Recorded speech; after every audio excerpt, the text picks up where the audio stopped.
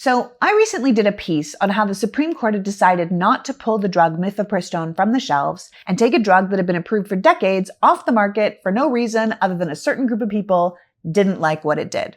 And at the time I said, don't get too excited about this because the Supreme Court hasn't suddenly decided to rule on behalf of women's freedom or the right to make our own choices. They merely told the plaintiffs in the case that they didn't have standing, which basically means they hadn't thought through their argument well enough and they had no real reason to be there. The far right of the court seems very open to finding a legal way to remove the primary source of abortion care in this country. This just wasn't it. And now we see this here. That in part of the MAGA Republicans' Project 2025, which we should all understand is a far-right Christian authoritarian playbook, the new plan is to use a 150-year-old law called the Comstock Act, which banned the mailing of obscene items through the mail and apply that to the medication used in abortion. So this is their new bite at the apple. The "we will control all your personal freedoms" apple.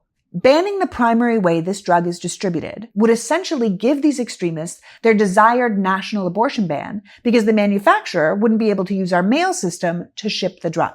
These extremists understand their ideas aren't popular, that they can't get a national abortion ban passed through Congress. They already tried to get the FDA to pull their approval and then to use the Supreme Court to take it off the shelves, despite the fact there was nothing wrong with it. But now they've decided to use what experts are calling an unenforceable relic law to deem this drug an obscene material and stop it from being shipped.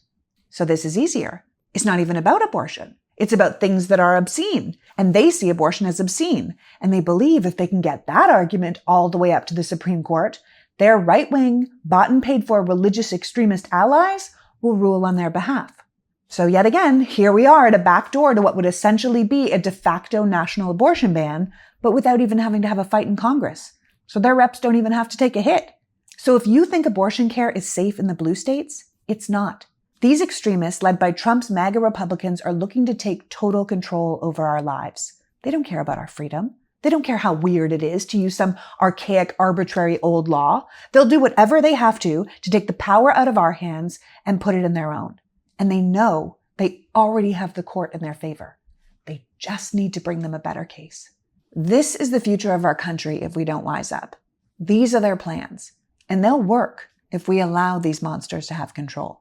So even if you have never cared about politics before, now is the time.